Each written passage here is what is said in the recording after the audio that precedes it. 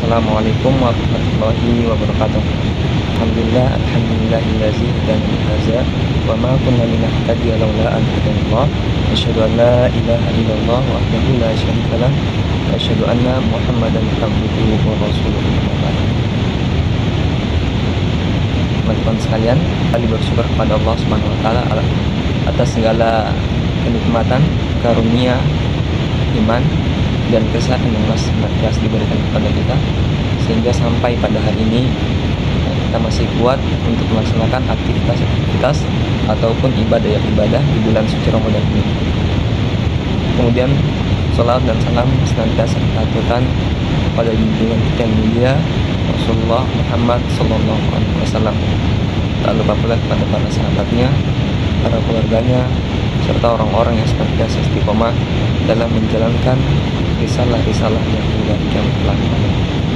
Oke, pada kesempatan ini saya akan membawakan kultum singkat seputar ayat atau renungan ayat tentang puasa.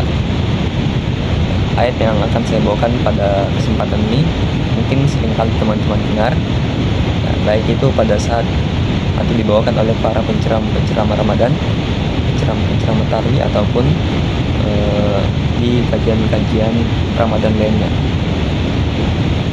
Ayat ini terdapat dalam Quran surah Al-Baqarah ayat 183.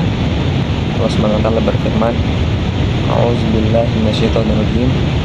Ya ayyuhallazina amanu kutiba alaikumus syamu kama kutiba alal ladzina min qablikum la'allakum tattaqun. Hai orang-orang yang beriman, diwajibkan atas kamu berpuasa sebagaimana diwajibkan atas orang-orang sebelum kamu agar kamu bertakwa. Quran surah Al-Baqarah ayat 183. Ayat yang mulia ini merupakan dalil pokok tentang ibadah berpuasa, dan hikmah-hikmah yang terkandung dalamnya.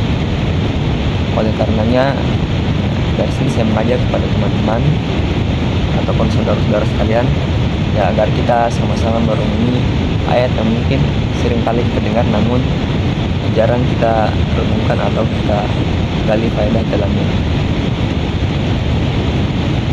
Faedah yang pertama dari ayat ini yang pertama didahului dengan panggilan wahai orang-orang yang beriman, yang menunjukkan bahwasanya ayat ini sangat-sangat penting untuk kita perhatikan.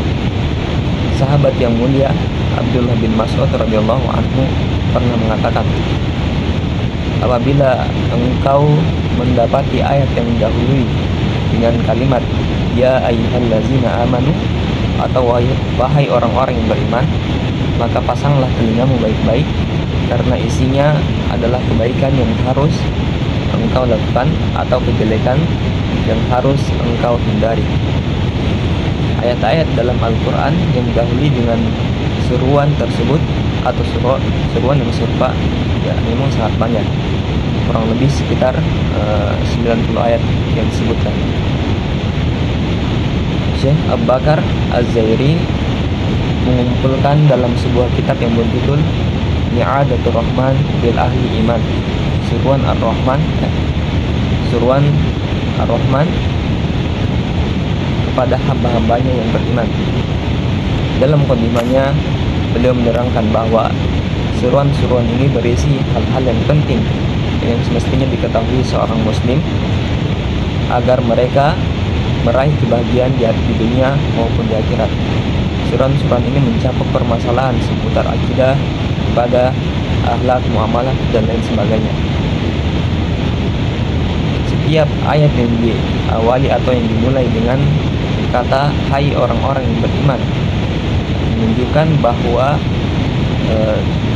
tuntutan dalam ayat tersebut termasuk konsekuensi keimanan seseorang, seakan-akan mengatakan bahwasanya seandainya iman kalian benar-benar sejati, maka kalian akan melakukan hal-hal yang dituntut di dalam ayat-ayat tersebut. Kemudian kandungan yang kedua dari ayat ini menunjukkan wajibnya ibadah puasa Ramadan, sebagaimana ditegaskan dalam Al-Quran, hadis maupun ijma' para ulama. Para ulama telah bersepakat wajibnya puasa Ramadan. Barang siapa yang mengingkari kewajiban atau meragukannya, maka dia kafir. Berarti dia telah mendustakan Allah dan Rasulnya. Apabila orang yang tidak berpuasa tapi mengakui kewajibannya, ya maksudnya dia tahu perintah tersebut tetapi dia tidak melaksanakannya, maka dia telah berbuat dosa besar meskipun dia tidak kafir. Ya, kemudian kandungan yang ketiga dari ayat ini ada dalam firman-Nya, sebagaimana diwajibkan atas orang-orang sebelum kamu. Ya, maksud dari penyebutan ini memiliki dua hikmah. Hikmah yang pertama atau hikmah yang satu, yaitu sebagai hiburan bagi umat Islam. Sebab seseorang apabila menanggung beban secara bersama, maka akan terasa ringan baginya. Sebagaimana kata Hamzah tatkala sedang berduka cita atas kematian saudaranya yang bernama Sakar. Falaula kasratul bakina hauli ala ikhwanihim laqataltu nafsi wa ma baikuna misla akhi walakin usalli nafsa anhu bit ta'asi. Seandainya bukan karena banyaknya orang di sekitarku yang juga menangisi saudaranya, tentu saya akan bunuh diri. Sekalipun mereka tidak menangis seperti tangisanku pada saudaraku, tapi saya menghibur diri dalam duka cita ini.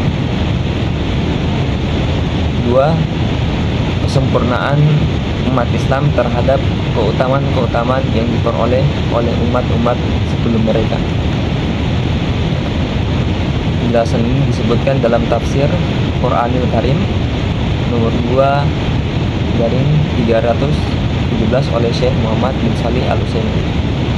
Nah, kemudian makna yang keempat atau yang terakhir dari ayat ini, bahwasanya ayat ini menunjukkan bahwa tujuan inti dari disyariatkannya puasa adalah untuk meraih derajat takwa.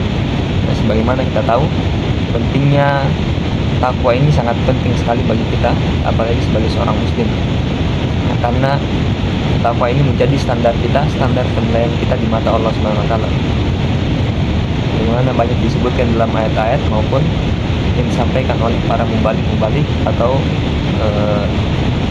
para khatib untuk senantiasa meningkatkan kualitas keimanan kita atau menjaga kualitas keimanan kita. Ya, karena memang menjaga